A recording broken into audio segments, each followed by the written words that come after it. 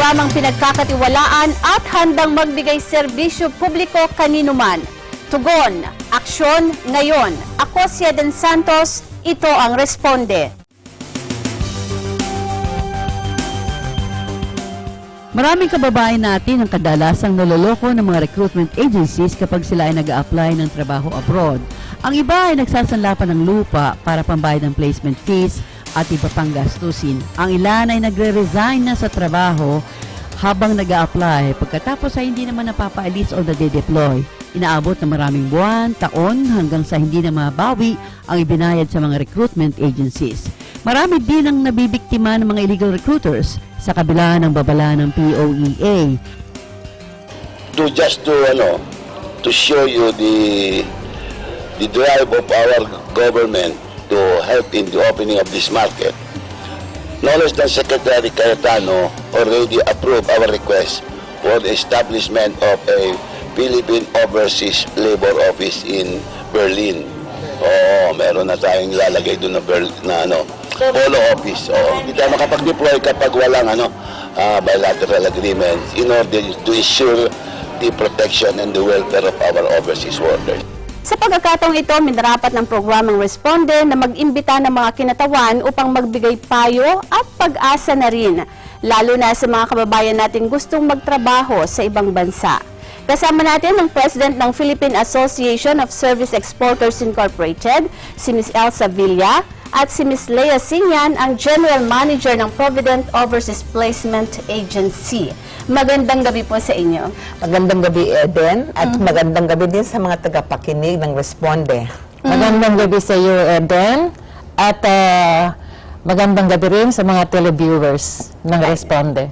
Ma'am, hindi po lingid na marami pa rin sa ating mga kababayan talagang gustong mag-abroad, no? Sa mga baguhan po, ano po ba yung mga dapat nilang unang gawin para naman na makaiwas po sila doon sa mga, alam naman natin, meron pa rin mga illegal recruiters. Okay.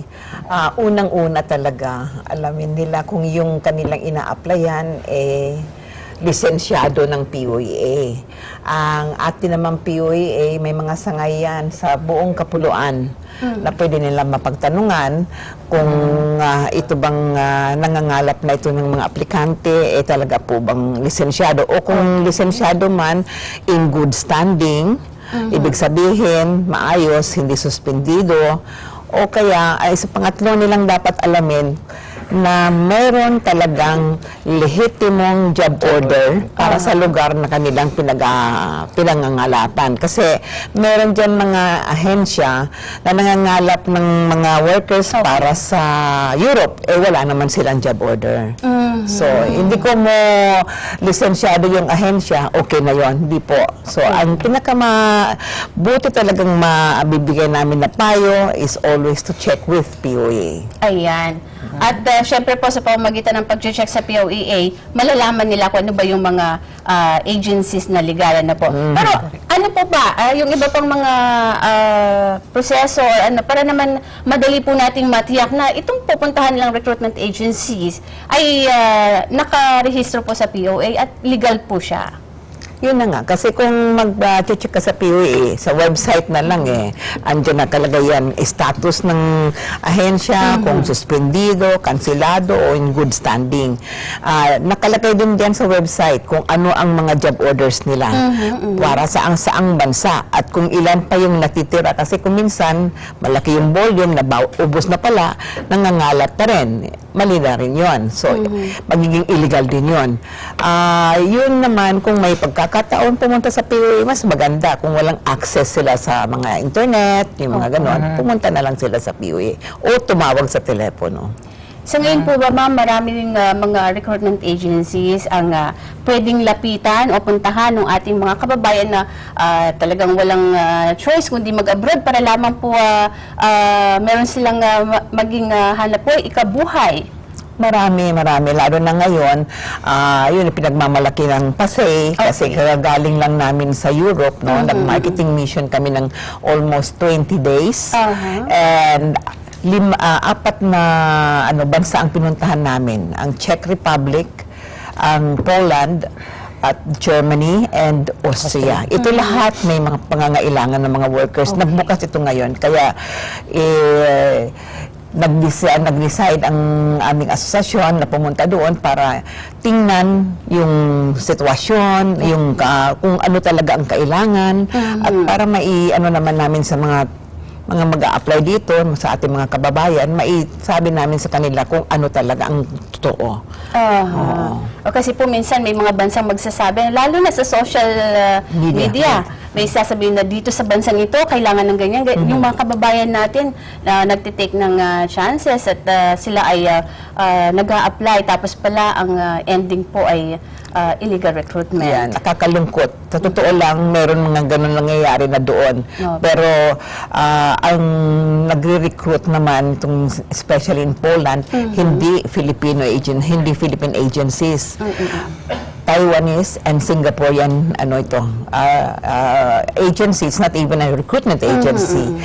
Pero ang mga inaano niya, nabibiktima ay mga Filipino workers natin sa Taiwan. Nakaawa-awa at sinisigil ng pagkalalaki from 300 to 400,000 pesos. Actually, sa karanasan po ng pamilya namin, may mga kapatid ako nag-abroad, pero yung isa ay naging biktima rin ng illegal recruitment, hiningan ng ganitong halaga. After na, wala naman palang trabaho at hindi rin siya makakaalis. Buti na lang po, yung susunod niyang attempt ay talaga namang legal at nakaalis naman siya. Ano po ba yung mga demand na trabaho sa Europe para sa ating mga kababayan? Nalaman po natin na galing nga kayo sa Europe, nabanggit nyo kanina, nagkaroon kayo ng Europe Mission. Para po malaman ng ating mga kababayan na interesado pa rin na makapag-abroad. Sa Czech Republic, ang karamihan ng mga openings doon, mga position doon is mostly on construction. So ibig sabihin nito, mga karpintero, mga yung ating mga mason, tubero, ayun, these are mostly skilled positions, no? And may manakanakang mga helpers na kailangan, pero more on the skilled. Ang maganda naman sa Poland, ang Poland is practically in all areas. Bukas sila. So, from professionals to low skill, high skilled, and truck drivers. Pinakamarami natin walang trabaho dito sa bansa ngayon yung walang mga skill. Oo. Ang kailangan lang talaga doon na requirement for this low skilled are at least they can read and can understand, because syempre yung mga manuals niyan, mostly these are in manufacturing and highly automated. So ito ang isang magandang at hindi kailangan nila mag-aral ng Polish language or Czech language. Yes. Pero po sa construction job, manufacturing, ano pa po yung open sa Europe? Kanina parang sa ating kwentuhan off-cam ay nabanggit ninyo, yung mga magsasaka kailangan po ba doon?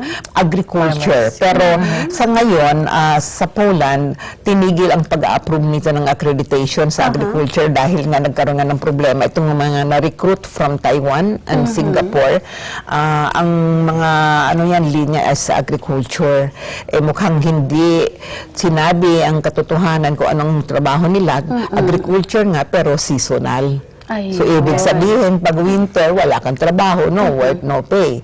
So, yan ang iniiwasan natin. Now, ito naman ngayon, mabubuksa kasi we are asking for, reconsideration, because ang mangyayari ngayon, ang mga agriculture na companies who would like to get Filipinos, hindi ito yung open areas. These are yung mga greenhouses. So tuloy-tuloy ang trabaho niyan, so the whole year, at paayusin natin yung pamamalakad ng sistema. Ayun. Kung nagpunta po kayo ng Europe, Ma'am Elsa, at nalaman ninyo yung mga trabahong available para sa ating mga kababayan, syempre dapat nalaman din natin kung ano bang mga klaseng amo ang aabutan o pwede abutan ng ating mga kababayan doon. Baka kasi kagaya sa Middle East yan, hindi ba? Kumusta naman po yung ating magiging mga employer doon? Well, we were there practically 4 days kami sa Prague, but we were 6 days in Poland, and 4 days in Munich, and in Austria also 4 days. So it is not really enough time to really assess. Although prior to going there, mayroon na kami nag-research naman kami. At saka mayroon na tayong mga Pilipino nagkatrabaho doon. Sa Czech Republic, marami ng atin doon. May almost 1,000 plus now. But in Poland, yung registered, mga 450 pa lang. And we met them in the embassy because ang galing ng ating embassy doon, ang ating ambassador, si Ambassador Paes, at saka yung ating consul, si Alvin Gamble. They went all out of their way to organize our trip. We met with the workers over there. We met also with the different counterparts namin ng mga asosasyon ng recruitment agencies, and we met personally the employers. Ayun. Bago tayo mag-break, Ma'am Leia, kumusta naman po yung naging stay ninyo doon sa Europe, sa ilang araw ng pag-ano doon? Kumusta ang klima? Kumusta yung kultura? Kung naka-experience nyo na Una muna yung reception, no? Napakaganda ng reception, no? Kasi we met with their senators. No, una muna sa Prague, yung church, the affairs natin, no? We were really brief, no? We were in the embassy, no? And we also, we were able to meet with the trade directors, you know? And in fact, their families as well. And we gathered all these guidelines on how to begin with them. No? Presently, they have 1,000 quota for the Philippines. But in time, I would say, mag-i-increase yun kasi they are getting from Ukraine also, which is yung proximity. You know, it will be easy for them to get workers from the other European countries, you know, because they will just take a train ride. Whereas if you will compare, if they will be getting from us, marami pang pagdadaan ng bureaucracy. And so we were given quota, but from the looks of it, mag-i-increase yun eh. But when we arrived to Poland, Poland kasi, ang dami nilang requirement. Their people are actually going out, parang exodus. Yes, they are going to other Central European countries, you know, like Germany, like England, you know, because they are being paid higher wages over there, no? And they are left with no choice kasi wala na silang manggagawa na naiiwan. And so they invited us actually, you know? Sila na nag-invite, and even from year before, even we left Philippines dito sa representative of their embassy, they would like to receive Filipinos and would like to keep them. Gusto nila na ang Pilipino at kailangan mag-stay na doon. No? And the good news is that if Filipinos will work in Poland or even in Czech Republic, in 5 years' time, they are given opportunity to migrate already. They will be given resident status. Yes, resident status. Maganda po yun. This is the good news. Yes, yeah, this is the good news. Anyway, sa atin pong pagbabalik, malalaman natin kung magkano ang sahod. Di ba? Isa yan sa dapat na pinag-uusapan na maigi na po. At kung ano-ano pa ba yung ibang mga benepisyo para sa ating mga OFW doon.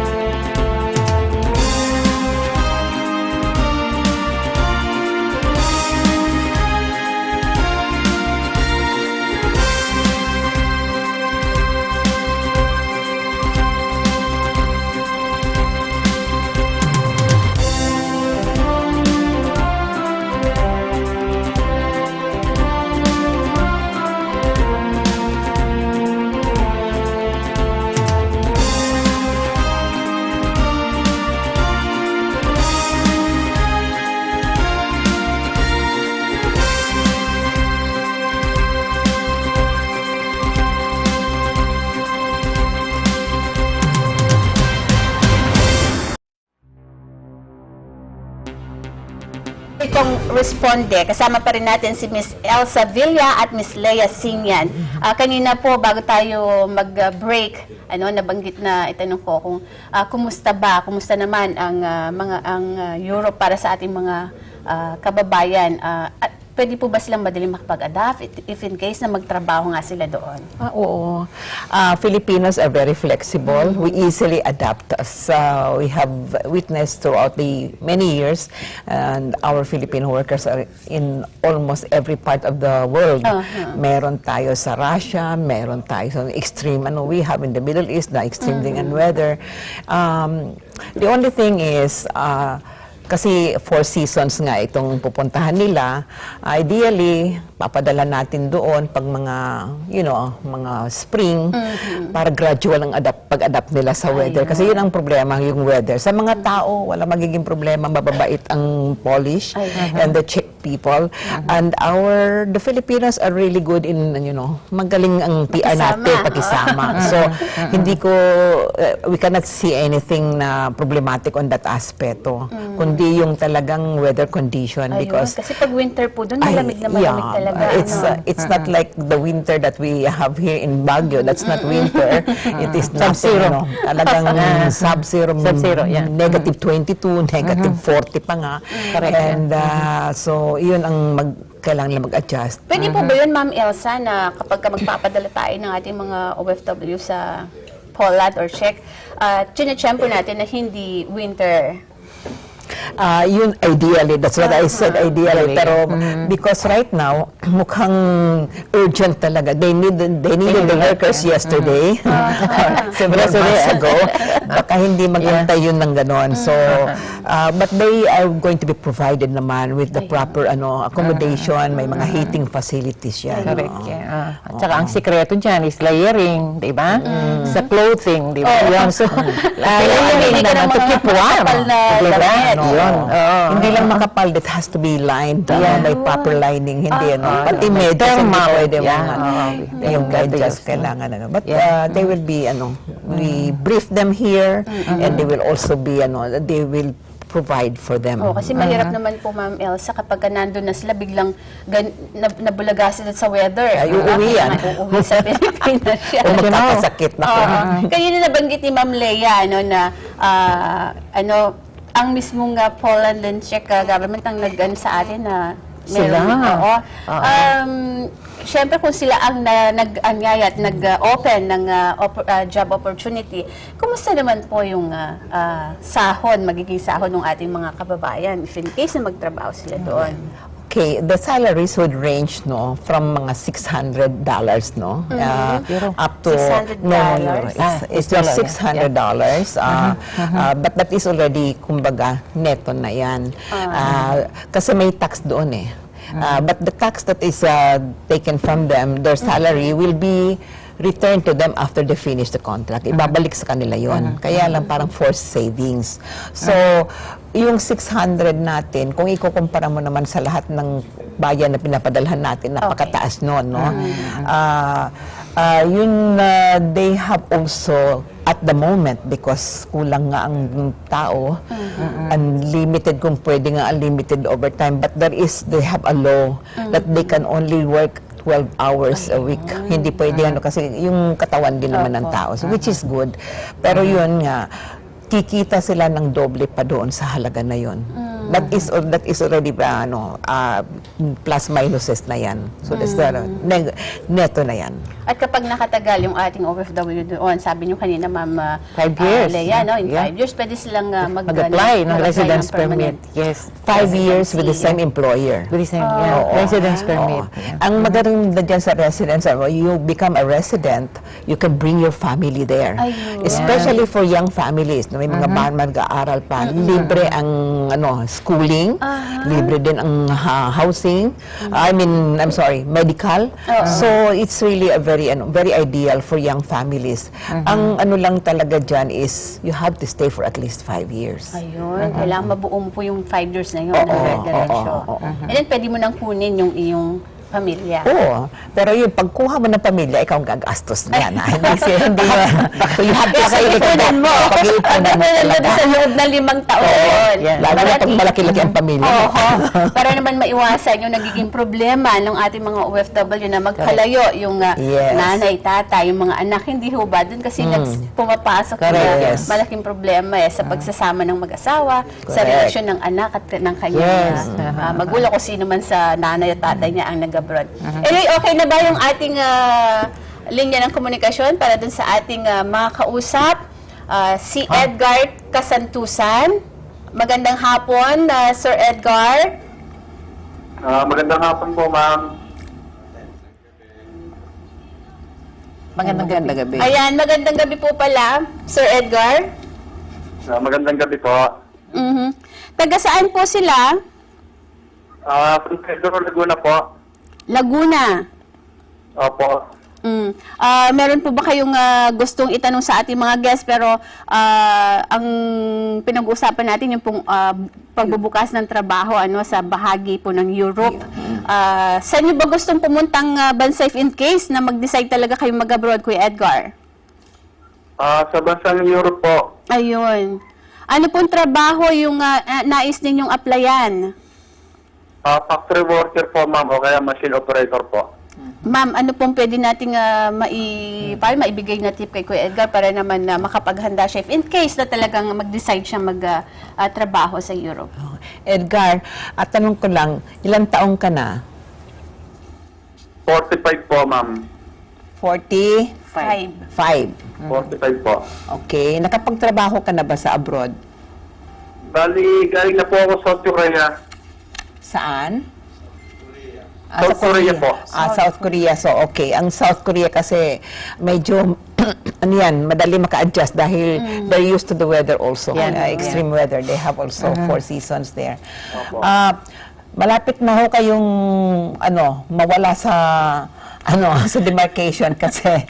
May age limit po ba? Wala silang age limit, Okay. but for purposes of I think we limit the age to at least mga 45. Ayun. Pero 46 ka kamo? 45. 45 po siya. Okay, so magmamadali tayong paalisin ka kasi baka lalampas ka na. Ang passport mo valid naman. Hanggang po, 2020 pa po. Okay.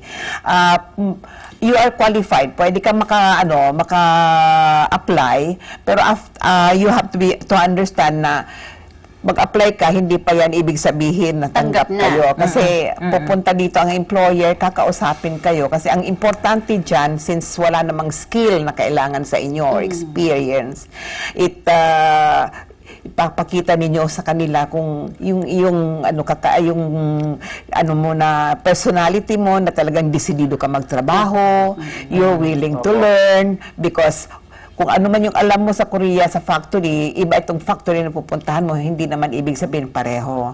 Okay. Pero alam ko yan na plus factor yan sa inyo na nagtrabaho na sa Korea because if you have stayed in Korea for 2 years, I think you can survive in Europe. So magandang yan, mag-apply po kayo. Sa ngayon ang aming ang kumpanya namin, wala pa kaming job order na pinaplano pa lang pero pwede ho kami mag-manpower pooling. Magpapadala lang kayo ng inyong application tapos tatawagan namin kayo pag dumating na yung job order. Kuya Edgar, may tanong ka pa? Lalo na ba kami placement fee ba yan? Or libre? Okay. Ang placement fee depende sa mga hindi pare-pareho ng kumpanya. May kumpanya na naniningil ng hindi magbabayad ng placement fee. Meron naman na hindi libre lahat. So, isasabihin naman yan sa inyo ng ahensya kung ito may placement fee, ito wala. Pero katulad ng sa maski sa ang lugar ka pumunta, iisa lang naman ang patakaran ng ating POEA. Ang placement fee ninyo hindi lalampas sa 1 month salary ninyo. At ayan ay nakabase sa basic, hindi yan kasali ang inyong overtime. So kung ano yung basic, yun lang po ang babayaran yung placement fee, which is equivalent only to 1 month salary. Okay? Ayun.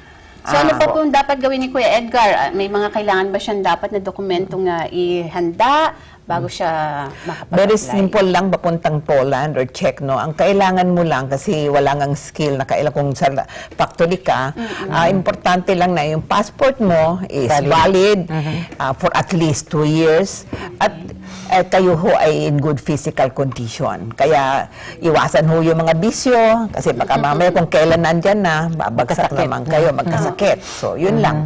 Yun lang ho ang importante. At ipakita ninyo talaga kayo ay masipag, desidido kayo magtrabaho at hindi kayo magtatagal talaga kayo doon. Yun lang ang titingnan nila. Kaya kailangan yan one-on-one. Makikita nila yan kung anong klaseng aplikante ka. Ma'am Elsa, baka po meron kayong gustong ibigay na numero, kaya address kay Kuya Edgar para meron siyang matawagan, makontak, or mapuntahan. Okay. Ang aking ahensya ay Krona International Service Systems. Nasa POA ho yan lista. Ang telephone number namin na pwede nyo tawagan is 810 810 2912. 810-2912. Okay. Ayan. Si Leia Sulat din. mo, ha? Si Leia din. Provident Overseas Placement Agency. Na? Ang telepono. Ang telephone is 551-3409. 551-3409. Ayan. Yeah, Yung Provident. Sa inyong pag-submit ho ng inyong application form, kailangan po yung inyong litrato, yung latest ho, wag ho yung high school graduate kayo. Okay, yung parang kinuha sa selfie, meron ng mga... Yung medyo, yung professional, yung hindi naman nakakurbata. Ayan. Ang lang neat, walang hikaw, walang very neat looking and presentable. Ayan. Maraming salamat, Kuya Edgar Kasantusan.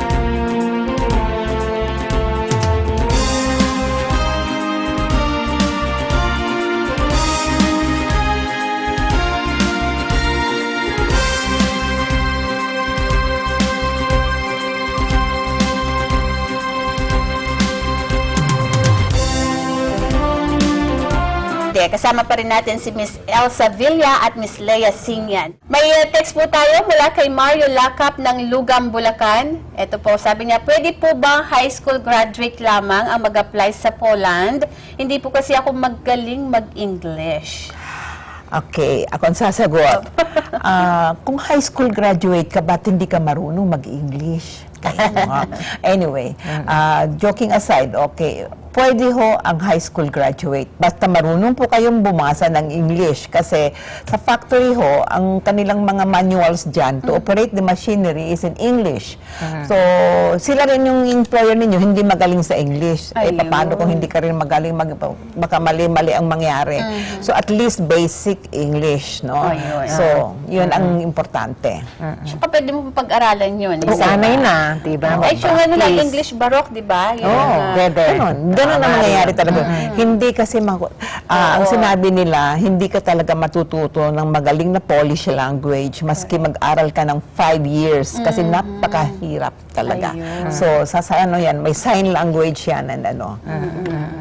So alam niya yung yung mga basic na English po yeah. para makapag-communicate siya. Siguro yun ang kanyang sinasabi na hindi siya masyadong magaling. Sa tingin ko magaling kayo. Alam mo, ang Pilipino kasi masyadong shy. They always say na I'm not good kasi baka mamaya lalabas na mas mayabang sila. Hindi ho, pag high school ho, graduate kayo ng Pilipinas, magaling po kayo. Maniwala kayo dyan. Magkaroon lang ng confidence, no? Sa projection yan di ba? Nasa projection ng personality yan.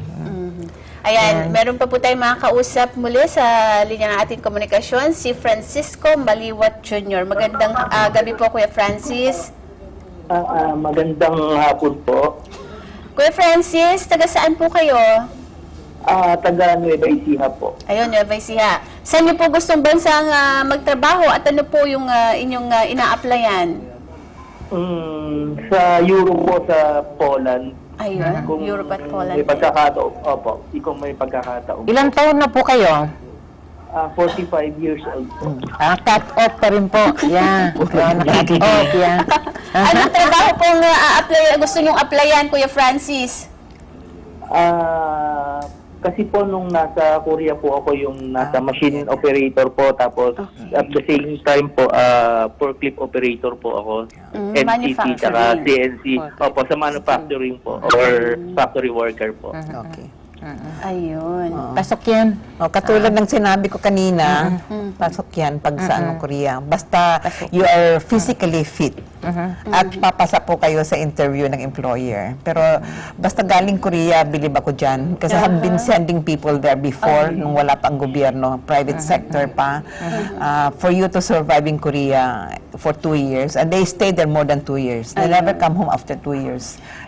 Kaya mo yung trabaho sa Europe. Kuya Francis, meron ka pa bang gustong itanong, i-inquire kina Ma'am Lea and Ma'am Elsa?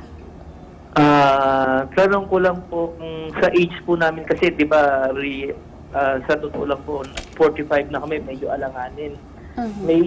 May pagkakataon pa po ba para makapasa po kami ganun? Sige po, akong sasagot. Or makapunta po kami ng Poland po. Kasi siyempre, Ma'am Lea. Yeah, ganito po, equal opportunity employers po ang Poland. Kami lang agency rin ang nagbibigay ng cut-off na 45 para naman makasigurado kami na kung halimbawa 50 naman ang papadala, baka hindi na makapag-cope sa climate.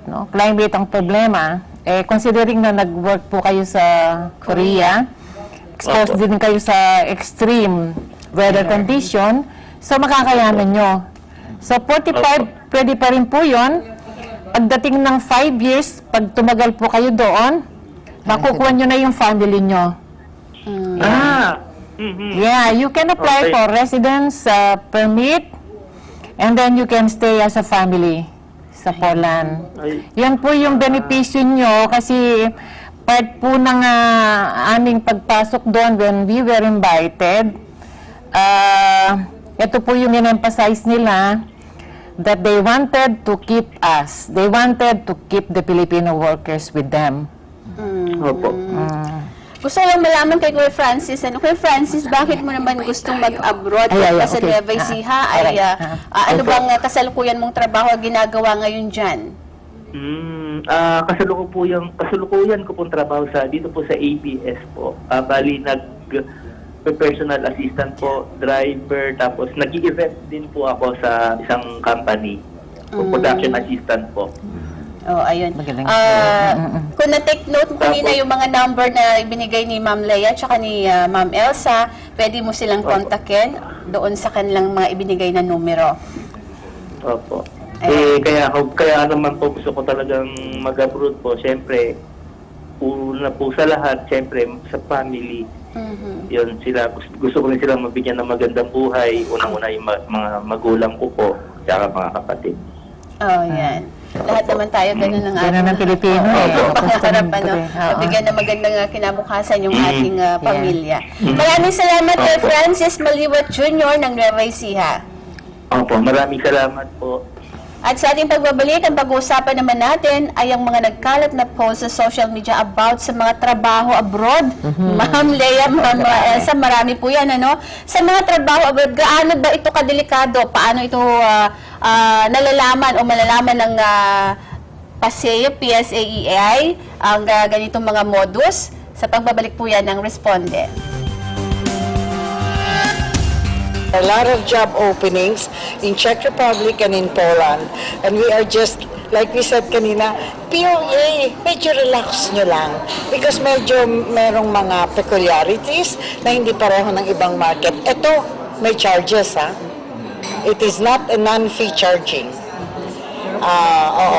May placement fee. May placement fee. 1 month placement fee. Dapat akala nila wala because it's a European state. It's a part of the EU. But you know, ang workers nila dati are from Ukraine and Mongolia. Ang proximity, para bang nagpunta ka lang sa Quiapo. Eh ngayon, they're getting it from the Philippines. Ang mahal ng ticket. Mahal ang ating mga... Alam mo, kung minsan maganda rin yung mayroong placement fee. Hindi dahil sa pera, kaya lang kasi... They have a sense of responsibility. Pagka naririnig kasi rin, now this is one angle we should all look into, no? Pagka naririnig kasi nilang walang bayad, liparan sila ng liparan. Without really checking on the details. And hindi kailangan kasi sa mga ganyang bagay, chinecheck natin lagi ang epekto ng bawat isang tingin natin ay benepisyo eh.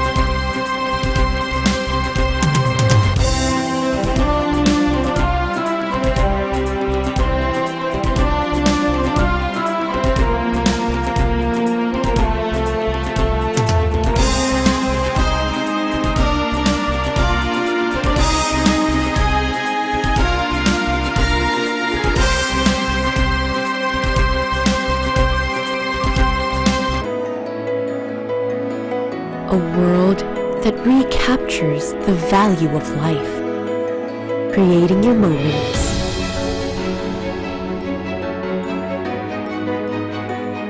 kindling your passion, worth reliving over and over. This is your world, your life, your garden.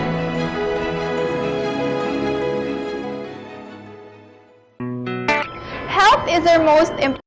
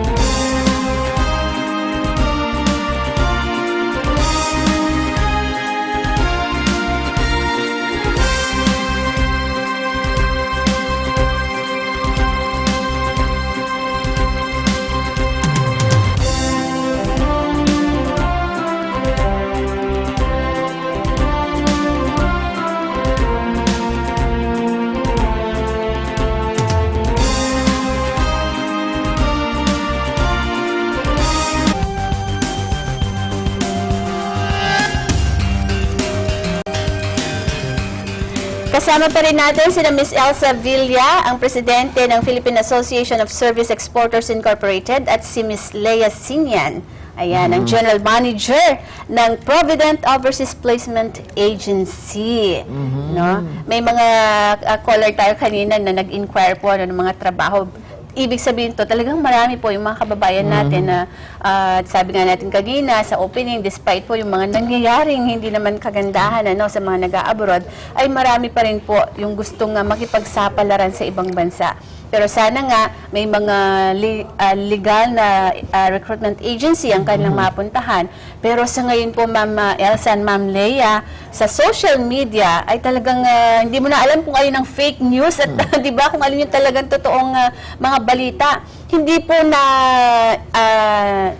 hindi na ihiwalay dyan, yung sa bahagi, panig ng ating mga OFW, marami pa rin po yung naloloko. Yes. Dahil sa nakita nila sa internet, sa website, sa Facebook, na may ganitong opening daw ng trabaho sa ibang bansa.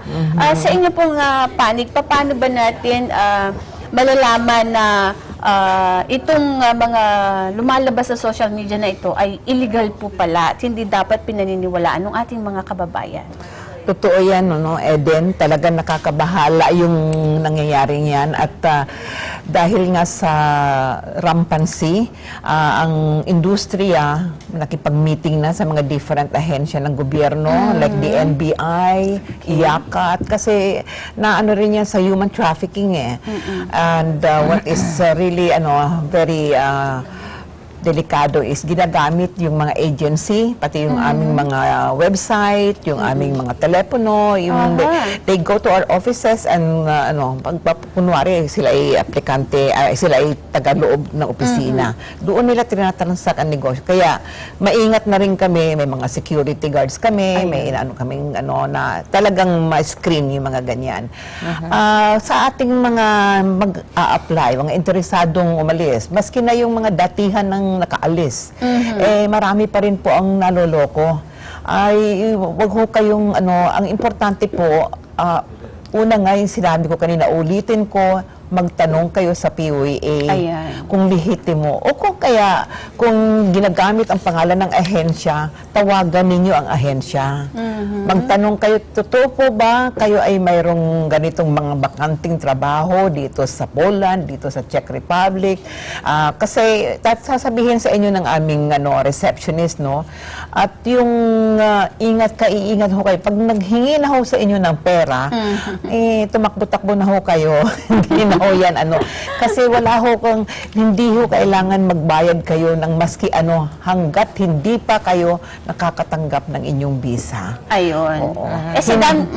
Hindi rin kayo dapat magpa-medical, walang language training, hanggat hindi pa ho kayo nai-interview at natatanggap. Ayun. So, paano naman po nilalabanan ng PASE, o ng inyong asosasyon itong mga ganitong modus, Ma'am Elsa, para naman hindi rin baka minsan kasi sa dami ng inyong mga miyembro, hindi ba? Baka isipin ng iba nating mga kababayan, may mga nasasangkot sa ganitong mga illegal na gawain. Magandang tanong yan kasi ginagawa namin ngayon kasi may Viber thread kami, yung mga miyembro namin. We have a Viber thread. We also have our Facebook. May website din ho ang PASE. And we are meeting with the different associations. Nagkakasama-sama na po kami ngayon to really counter this together.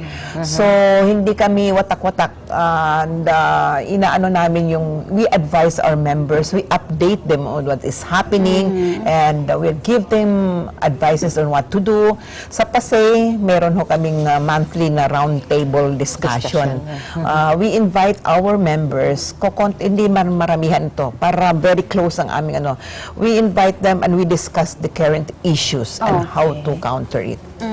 Pero po sa inyong mga miyembro, how do you polish po yung inyong mga we police our own ranks, and kahit mga stringent yung rules and regulations ng POEA, nasisingitan pa kami.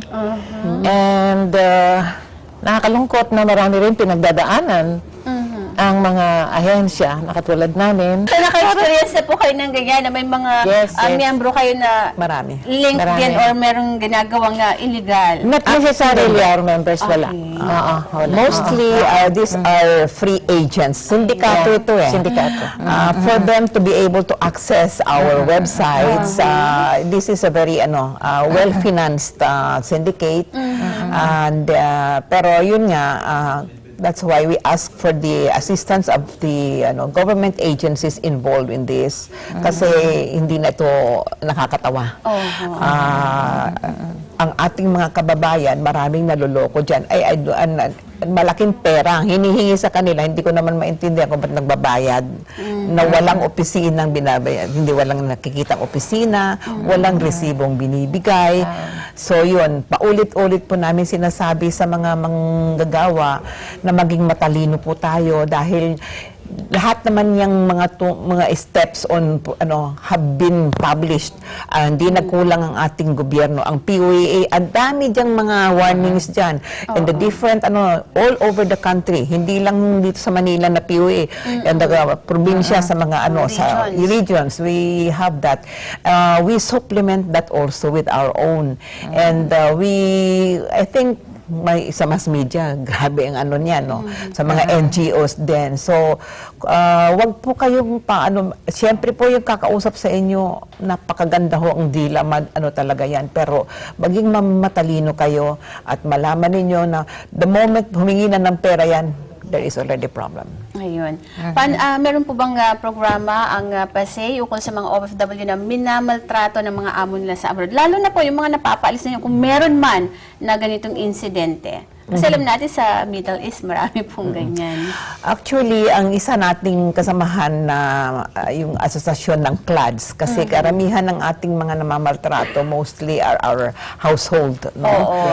Meron hong ngayon silang call center. It's all the complaints we have it in our Viber thread. And the same also with skilled. Nandyan yan.